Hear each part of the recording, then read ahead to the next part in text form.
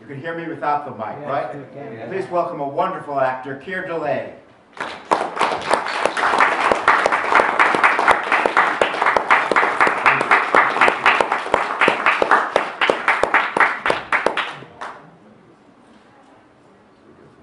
Do we have lights? Yeah, they're coming on. Okay, they're coming on.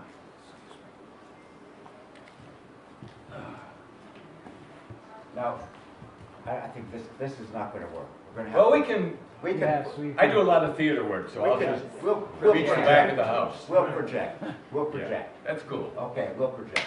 Before we go on, though, I just want to say that my wife, Maya Dillon, who's sitting in the front row here with me, who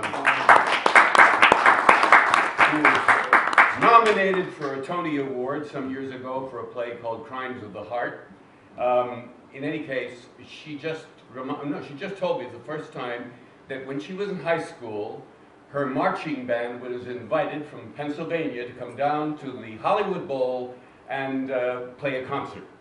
So this is her first trip back to Hollywood since then. And I'm very happy to be here. Come back again. And I don't have to play my piccolo, so. I tried to mention that. Now, as you watch this resume, I would be dying to know what you think. Was I ever that young? Okay, No, it's a wonderful montage. I mean, it really, I don't know where they got some of the television stuff. For example, the Naked City was actually the pilot that sold the series with Everett Sloan, who some of you may know from Marlon Brando's, he played my father. Marlon Brando's first film was called The Men. He played the second lead in that, part of a psychiatrist, and then he was in Orson Welles' Citizen Kane. He's quite a great actor, and so it was kind of amazing to see that again. The other thing that might interest you is that the episode from Bonanza, that episode was filmed during the Cuban Missile Crisis. And I can tell you, not many of us were paying much attention to what was going on in the set, because the second the director said cut, everyone's transistor radio went on to hear what is the latest, were we going to survive, was this the end of the world? And I remember looking down at myself, and I thought, my first thought was, I'm in a goddamn cowboy suit, and it could be the end of the world. So you have personal thoughts of actual shooting. But did you? I noticed two things in the montage, where you seem to be not playing yourself, but you weren't in disguise. But then I noticed you like to put on accents and makeup. Did you like that sort of challenge? Oh, where yeah. you do a British accent or a German accent? Oh, yeah. Where you get old and... Matter of fact, one of my first jobs, even before the Route 66, was for David Susskind, who was a famous television producer. One year did remakes of famous films, Hollywood films, and one of his remakes was Mrs. Miniver, with Greer Garson and Walter Pidgeon. Well, his version for television starred Maureen O'Hara and Leo Genn, another famous British actor. And I was up for, how many of you ever saw Mrs. Miniver? Well, if you may remember, there's a scene in which Mrs. Miniver is terrorized by a German aviator who's been shot down. He's slightly wounded.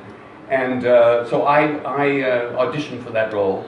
And I have, well, I could see there was one scene there where I was doing a German accent. So I had a very good German accent. I don't speak a word of German, but they asked me if I could speak German, and I lied. I wanted to get the role. So they cast me in this role that I was playing German. And the last minute they called my agent and said they've decided to do it in German. So I got a buddy of mine who I'd gone to drama school with, who is bilingual in German, and he coached me literally syllable by syllable. Anybody here speak German, by the way? No? Well, then I can really. And I will never forget the one speech that I had to do will remain with me for the rest of my life. This is 1959 or 60, and it went like this. Ich bin kaputt, aber andere Deutsche kommen. Tausende andere kommen und die bombardieren. Bombardieren. Wir haben viele wichtige Städte bombardiert. Wasser, Navik. Wat hat dann kaputt? Wat hat dann bei 15 Minuten kaputt und wer wird sie kaputt machen? Wir machen England tot. Ganz nicht mehr England. Männer, Weiber, Kinder. Alles kaputt. Alles tot. That's it. Yes, to answer your question, yes. I love doing things that are far away from me, and I will toot my own horn a little bit. The reason I'm wearing a beard is that I just recently did a production of Cat on the Hot Tin Roof, in which I played Big Daddy.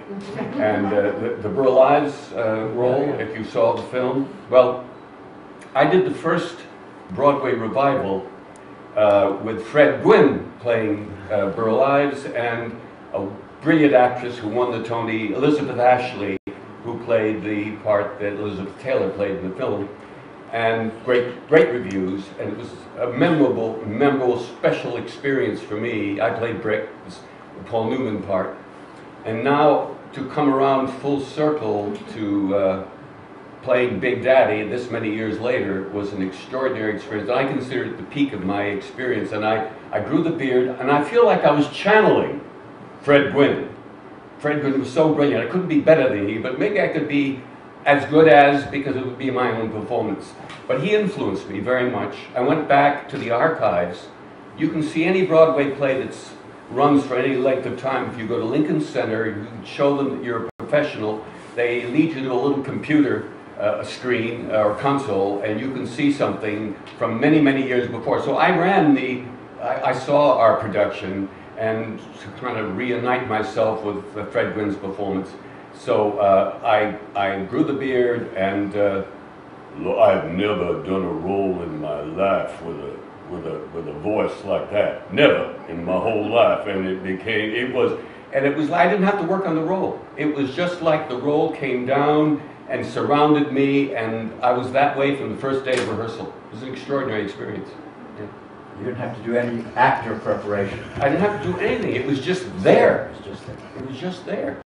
Let's talk about your most famous role, Space Odyssey. You've all seen Keir Dullea in Space Odyssey, one of the greatest films ever made. And the thing about Space Odyssey, which I've seen so many times, is that you and Gary Lockwood really give fully developed performances, but it's directed or played so it looks as if it's completely natural and that you aren't doing any acting at all. Is that Kubrick's touch? It probably raises a great director of acting. Well, we talked about before. Part of being a great director is casting well. If you cast well, you don't have to do as much work as, and if you're not so good at casting, he's so careful about his casting, and we had a great script. Well, not a lot of dialogue to learn, but we had bios. Each of us had double doctorates, and it was very detailed, and Kubrick did not want, up to that point, your typical science fiction film, which were grade B films, the scientists were kind of portrayed with goatees and kind of outlandish costumes. He wanted this to be very real, and in a way I think it was his intention to have the human beings, strangely enough, more machine-like than Hal.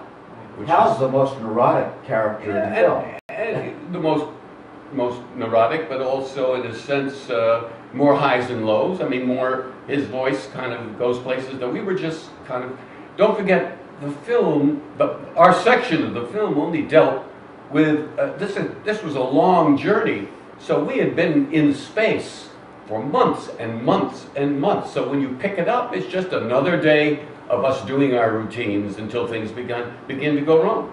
And what's interesting to me is you once told me that you and Gary, your characters, were already talked out.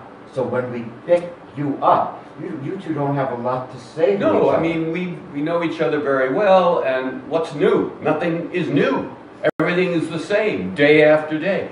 Really, my initial conversation in the film is with Hal. One of the things, I guess, to pass time is I do sketches. And I'm doing a sketch of one of the astronauts, one of our crew members who's in hibernation. And Hal asked me to show him my artwork. And, but there isn't, yeah, you're absolutely right. There isn't there isn't a lot of dialogue, but you're projecting something. And your most intense scene is in fact with Hal. Oh yeah. That's the scene when your character shows the most emotion, anger under control. Yeah, my favorite scene, how many of you have either seen the film or know the play of Mice and Men? It's a very famous, okay. Remember the end of the film, Lenny, the mentally retarded character, Burgess Meredith is his buddy, and Burgess Meredith, through a series of circumstances, has to, in a sense, put him down, put him away. And so while he's describing the farm they're going to have together and how they're going to raise chickens together, he says, Rabbits. what? Rabbits, excuse me, that's right. Raising rabbits together, and Lenny said, yeah, and he's looking out at the horizon. Of course, in the middle of that, Burgess Meredith shoots him because he knows they're going to string him up, and this is to avoid this terrible thing that they're looking for Lenny because Lenny has inadvertently killed a young girl. And so for me, that was my Mice and Men film, scene where I'm taking Hal apart, and suddenly, if you remember, he begins to sing Daisy, Daisy as his voice is going down. And sort of, you know, it isn't a pleasant experience. It's like putting somebody to sleep. You're killing that I'm killing character. her, yeah. And there's a relationship. Yeah. Though what's interesting, the voice of Hal that we hear is the great Canadian actor Douglas Rain. Right. But that's not the voice you heard when you were shooting. No, Kubrick couldn't make his mind up about what the voice should be. First, he was going to have Martin Balsam, who you may remember in Psycho and many other films. He was the detective who was stabbed on the stairway in Psycho. Anyway, then he decided, no, it's too New York. So then he decided to use a British actor by the name of Nigel Davenport, who he hired and was on the set with us to do the off-camera dialogue of Hal. And very quickly, within the week, he said, no, it's too British. So because the whole film was filmed in MGM British, which is was up in North London. So the crew was entirely British. So he turned to his assistant director and said, Nigel, Derek, you do the voice for the boys of Hal. So this was the voice of Hal throughout our shooting schedule. Dive, take it straight. It was all like this. It was a bit like doing it with Michael Caine. But when you answer That in took the finished acting. film, I feel that you're talking to Douglas Rain, who has a sort of snide quality. Oh, he was great. But you didn't know that. No, I had no idea what the voice was going to be like. Your interpretation is if it's pitched to Well, that that's because I voice. projected what relationship, the real relationship that I had with the character, I would project to looking at a red eye. But Now, as you get older in that last great sequence, how long did it take you to put on your old man's makeup? well, they showed a quick clip of 2010. Is that the same makeup? Different makeup artist. Stewart, one of the great makeup men internationally, did the makeup for me, and it took 12 hours to do 12 the hours. old age makeup. And the makeup for 2010, which was done in Hollywood, took 6 hours. I think you could see the difference. When you see the film, oh, you're not seeing that film tonight. But anyway, the makeup job is much better in the first than the second. First. Yeah. But when you're playing the old man, your whole rhythm and body language changes. How much was that your input? How much was from Kubrick? I would say that it was from me, and he accepted what I did. He liked what I did. But it was you played your old man. Yes, absolutely. There's the reaching out and the tentativeness, and that all comes from Yeah. And even the slightly less aged version of my character eating, and I knock a glass off, which was my idea. If you remember, I don't know how many of you remember the scene at the very end. How could we forget it? Strange Louis XVI room, and suddenly and my idea for the reason I wanted to do that was because up to that point, the younger version suddenly saw something, which was the older version. Then the older version, you got close to the older version, who looked back where the younger version was and the younger version just isn't there. So we did this several ways, and I thought, let's do something a little different. Let me hear the old version instead of just seeing the older version, which is the man on the bed, the oldest version on the bed reaching up toward the monolith. Let me just knock a glass off to the side, and in the action of reaching over, suddenly hear something. I just thought it was interesting. So that's where that came from. But a lot of people have read in symbolic things about this glass falling. It had nothing to do with any symbol. But it's been heavy-duty symbolism. I mean, that film's been interpreted, but it invites that kind of absolutely. That's what, that's what makes his film so special. 2010 is an okay film. It was nothing that I'm ashamed of being in, but it was a gig for me, and it wrapped up the ending in a kind of convenient ending, and just tied it neatly into a knot. But 2001, there are no convenient knots tied for you. You tie your own. I mean, there were nuns who saw such religious meanings into the film, I remember at the time, and atheists who saw whatever they saw into it, and it holds many, many interpretations, which is part of the magic of all Kubrick's work, not just with 2001, but he never ended everything in a kind of perfectly satisfying way. No, and which for me is satisfying. Points for further discussion. We're still talking about the film and discovering new things. And it has become an iconic film, but believe me, no one could have, at least I didn't, no one who was connected to the film would have guessed that it's become the kind of iconic film that it has, because it got, half the reviews weren't just bad, they were terrible. They got terrible reviews. MGM was so worried about this film. And it was only over time, as people began to kind of look at it with different eyes, that it has become now considered one of the top 20 films in any language made in any year. Worldwide. Yeah. Worldwide. One of the world's classics. You've had a long career, as we've seen. You're still a working actor. You're, in your 52nd, 53rd year as a working actor? 50, going on 57. 57 this years summer as a it'll be working 57 actor. years. That's terrific. Wow, that's wonderful. All the different characters you've taken on. But the truth of the matter is, you're best known for Space Odyssey. That's true. Do you resent that? No, you know what? I've known other actors who are only known, like thought of for one, I suppose, what's his name?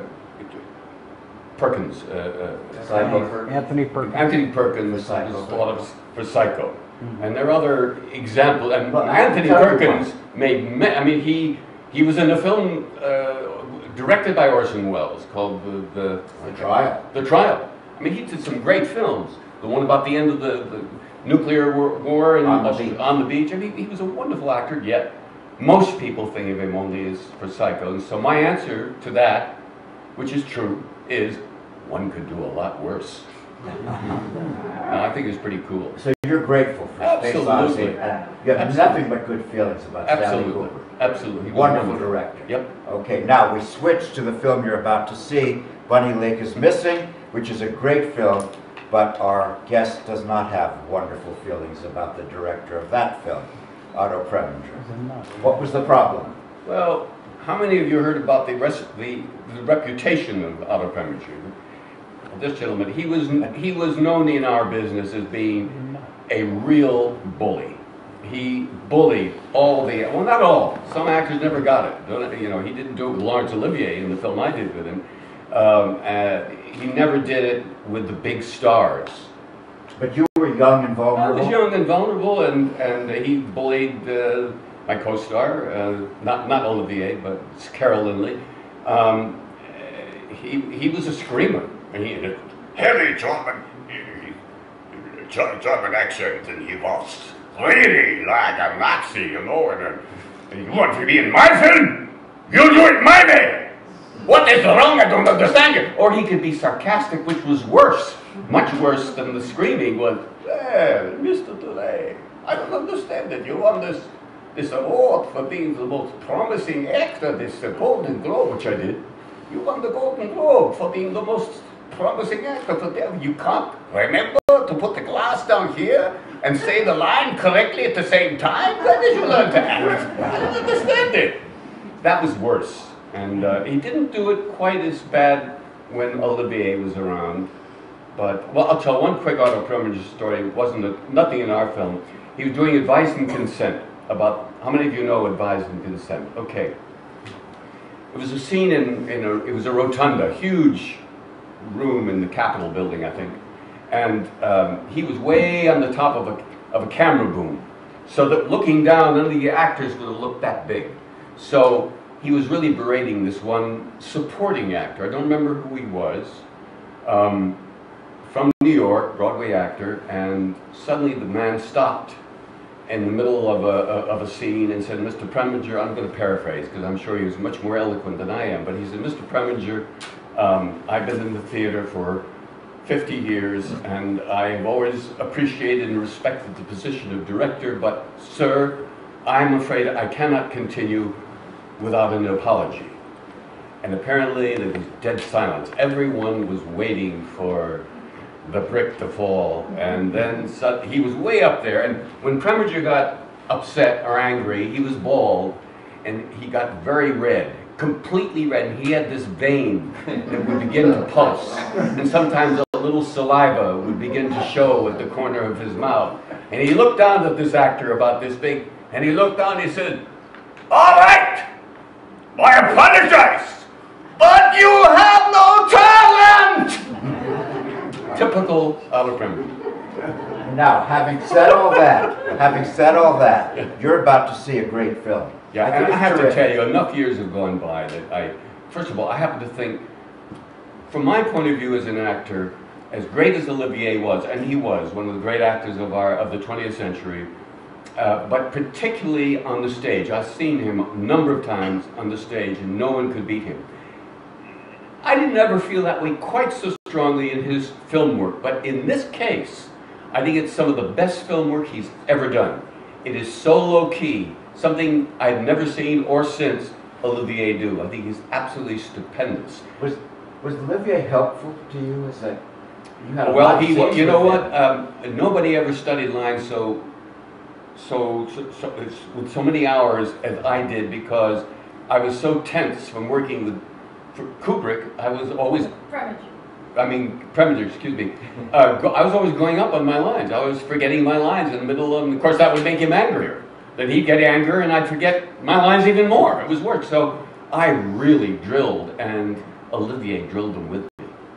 He was very kind. As a matter of fact, someone told me he went quietly to the side and went up to Preminger and said, "Otto, dear boy, I really wish you wouldn't scream at the children." And Otto said, "Oh, I'm too old to change." So, but can you look at the film now and appreciate it? absolutely. No, I think You see, it's a I good love Preminger made some great films. Now you mentioned Advice and Consent, Advice Anatomy and of a Consent, Murder, Laura, Anatomy of a Murder, Exodus. Man with the Golden Arm. Man with the Golden Arm. I mean, he made some truly great films. It just wasn't very pleasant working for him. Would you have worked with him again? No, but I turned him down the first You did? time. Oh. I was offered the film that had to do with the Navy. With In Harm's Way. In Harm's Way. The part that Brandon DeWilde Well, that's a good played. part.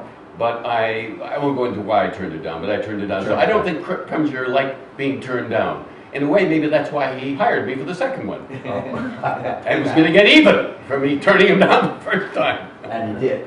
And In he his did, own way. yeah. In his own way.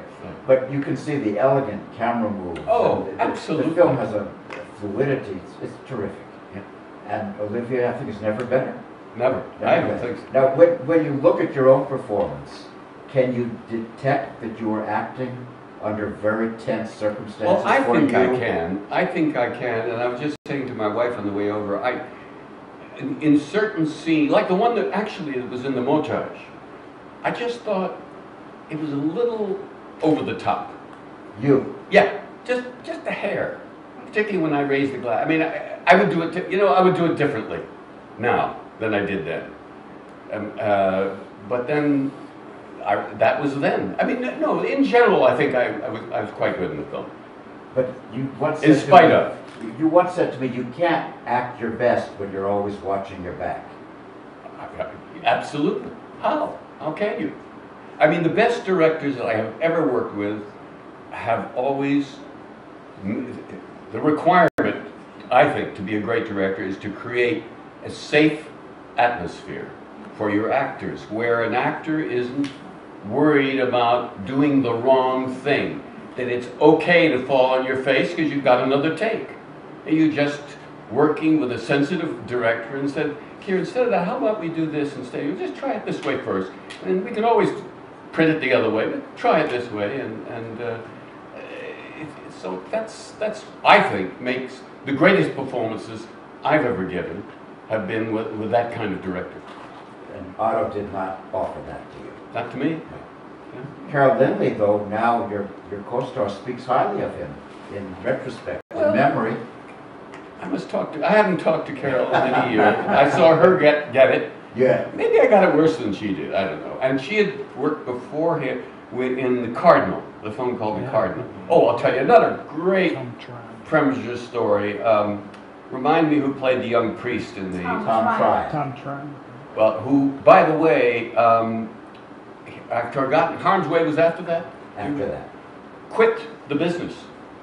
Felt he couldn't act anymore. He was so strung out and became a writer of mysteries. Anyway, there's a scene, I don't remember it, maybe I've never seen the film all the way through, but you may remember it. There's a scene where he has a scene with a dying priest in the hospital played by Burgess Meredith. And Burgess Meredith is supposed to be trembling like this, as the trembles. And the problem of getting the scene shot was that Tom Tryon was shaking more than Burgess Meredith. Because he was so intimidated. Yes, he was so... Yes. By Preminger. Yeah. But some people never, you know, Michael Caine worked with him. Although Michael Caine, apparently, I know this could not be true, but I've heard that at some interview before they began, Arthur Preminger said, you know, Michael, sometimes, you know, I lose my temper a little bit, but I hope you don't mind. He said, no, not at all, Walter. As a matter of fact, you may have heard that sometimes when people get uptight with me, I punch them in the nose. They got on very well. They got on very well. But you weren't in a position And Jane to Fonda, do that. Jane Fonda did a film with him. I think it was the same one with Michael Caine, I'm not sure. Hurry Sundown. And she had no problem. None, no. Paula Prentice, who was in Harm's Way, her idea of revenge was when Otto was out of his hotel room, she did not bathe for 3 or 4 days and then took a bath in his bathtub to leave a big black ring. Anyway. I wanted to ask you about a film in the montage that I haven't seen, the TV Audrey Hepburn story. Oh, I was very proud of that. Yeah, it was. I played her father, and it was a film for television, movie for television. And who was playing Audrey? Jennifer Love Hewitt.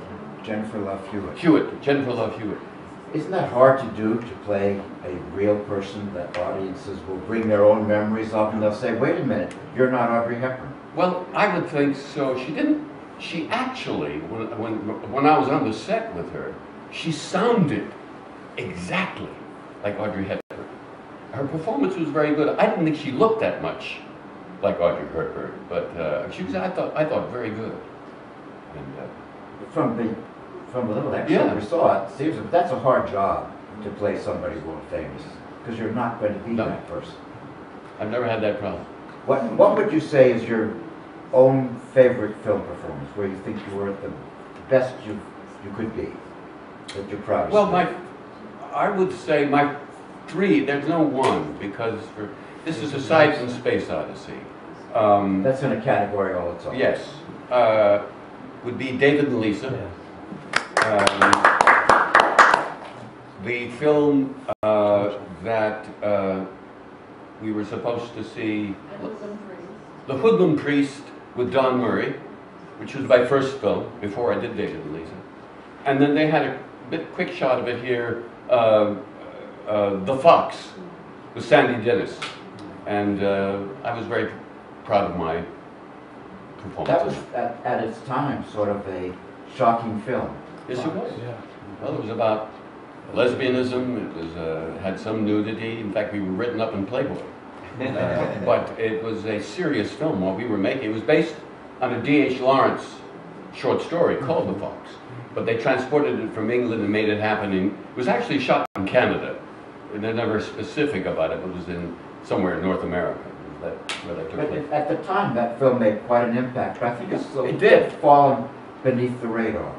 Yeah. Now, it's not so well known anymore. As a matter of fact, I think I remember it was made, tell you how long it took Kubrick to edit a film. It was shot after 2001, but it was released before. Oh, I'll tell you another film, which most people have never heard of, that I am really very proud of, and that is a film that you can watch in its entirety on YouTube. It's also, it's a role that I'm never cast in, would never be cast in normally.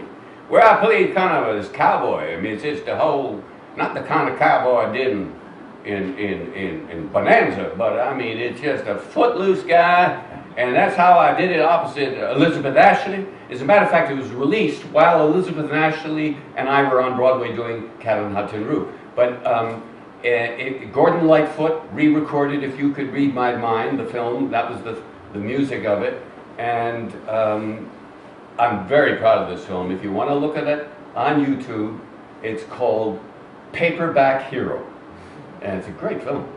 It had no release in this country. It broke the box office record in Canada for a Canadian homegrown film at that time. And that's the accent you use? Well, I'm exaggerating a little bit. A little bit, but in that vicinity. Well, I think you can see that our guest is fully deserving of the Life Achievement Award that the Fort Lauderdale International Film Festival has bestowed on him. Let me read the citation.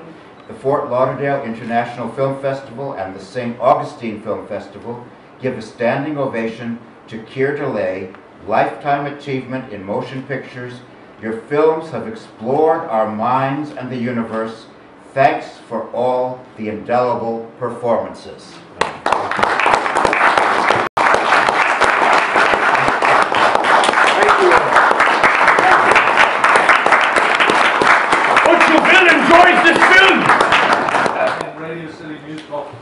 Did you prepare yourself by reading either the Sentinel by Arthur C. Clarke? Or well, you know what? You might be interested.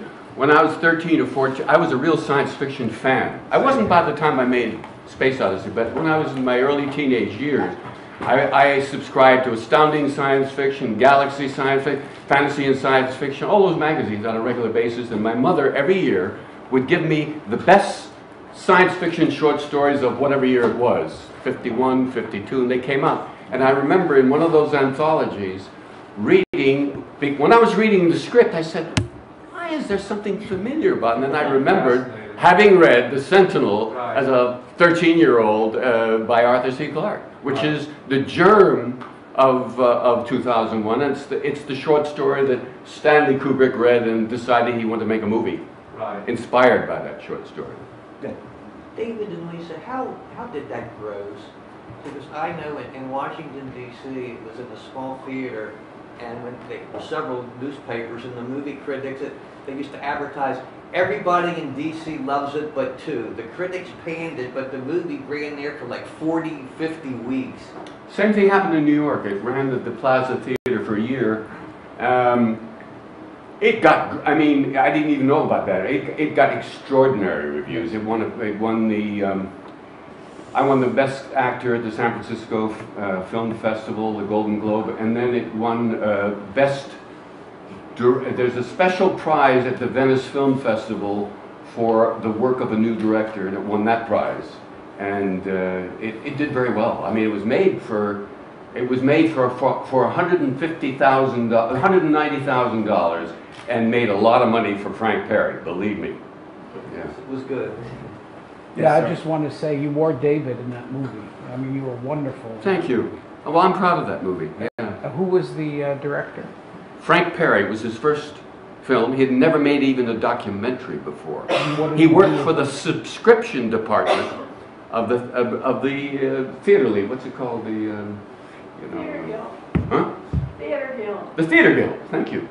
He worked in the subscription department of the Theater Guild, and then he produced a series, a half-hour series for public television, Channel 13 in those days in New York, called Playwright at Work, where they would do a key scene from a work in progress, and then an interview with the playwright, whoever it was. And this was a well-known playwright by the name of Arthur Coppett, and we didn't have a very good director, but Frank, I remember, who was the producer, would come by privately and give us wonderful things to work with. So when I saw he was doing the film, my agent submitted, and they said I was too old. When I'd worked with him, I had like a DA haircut, you know, like in The Hoodlum Priest, and so they cast someone else, and they lost him to a big Hollywood movie at the last minute. So they suddenly were desperate to find somebody, and I had just gotten a short haircut. And when you get you know how when you get your haircut real short, especially in that age, you look a lot younger. And I walked into the hallway, and they didn't think it was much hope for me. And his wife, who had written the screenplay, said, "Keir, if you were only 5, you look 5 years younger." So I did a screen test with a 16mm camera in their apartment. It was name, rank, and serial number. Just give your name, how tall you are, blah, blah, blah. I wasn't even doing a scene from the movie. And I got an offer the next day, and that's how that happened. How old were you supposed to be? I was supposed to be 18, I was 26, but I was supposed to be like a senior in high school. I would look a good deal younger in those days. In those days, than I do now. Anybody who hasn't seen it, wonderful. Yeah, it's a wonderful film. Thank you. Sir? Hi, I'm fascinated by the actors level view of the production process and the whole filmmaking process. You mentioned something about favorite directors and how they were more nurturing of yourself and other actors. I would love to know a little bit more about who you felt fit into that category and why. Well, for that, Frank Perry, who did David and Lisa, was definitely one of those directors. Irvin Kershner, who directed my first film, The Hoodlum Priest. Who would they know? The famous Star Wars film, The Empire Strikes Back. He did a wonderful film with George C. Scott called The Flim Flam Man. So that was who else that I was working. What about their style? Pardon me? What about their style made them, in your opinion, nurturing, or well, able to bring out the best in the actors? Sometimes it's with a sense of humor. I mean, Kirshner had a great sense of humor, and this is true with stage directors also. I worked with who did Doug Hughes. Douglas Hughes, who's done many Broadway plays and directed me at the Shakespeare Theater in Washington, D.C., opposite Elizabeth Ashley again. It was a laugh riot every time. I mean, there was so much laughter among the cast with him. He created this bubbling kind of feeling. So it varies, but the main thing is that none of the good directors I've ever worked with made you feel, oh God, I got to be careful. You know, I got to get this right. Because how can you've got to take risks in order to get some. You might not take risks and you could be good, but to be brilliant, you have to be willing to take risks. And obviously, if you have a director that you know is not going to slam you across the face, you'll take those risks more easily. Great, thank you. Yes. I was just a little curious about the film, I believe it was completed last year, called Space Station 76 or something like that you appear in. And I just wanted to, hear what you had to say about that. Yeah, who's in that with me? I remember that Is straight. that short? Yeah, no, it's not a short. What is it? It's. I did it. I don't know. I What's it forgot. about? No, it's a science fiction Yes. film. Yes, it says it's in post-production now. Yeah. And it was completed last year, and I just was wondering what your heart and what your feeling on it was. I think I'm playing a kind of ghost of the character in 2001. I have no memory. I'm sorry, I wish I could help you out. So. Was Michael Kahn a good director? Oh, Michael Kahn, wonderful. How did you remember that did you see Cat on Hudson Roof? No, but we go to the, with Michael Kahn there, he's the... Well, Michael He's a Kahn director. was a director. Oh, he was the artistic director at Stratford, Connecticut, when it was the Shakespeare Festival. He was, is, and still at the Shakespeare Theater in Washington D.C. There's the Landsberg now and the Shakespeare and the Harmon Theater. There's two there that they have. I don't remember the actual literal. You mean the name of the auditorium? They No, opened there's a two. new one. They only had one theater. They only had before. one theater. The one on 7th Street. Yeah. And now they have one right across from the Yeah, garage. this was in the 7th Harmon. Street. Oh, and as a matter of fact, I'm wrong. He's the artistic director, but Douglas Hughes, the guy said, had us all laughing all the time. He directed that production at the theater under the baton of Michael.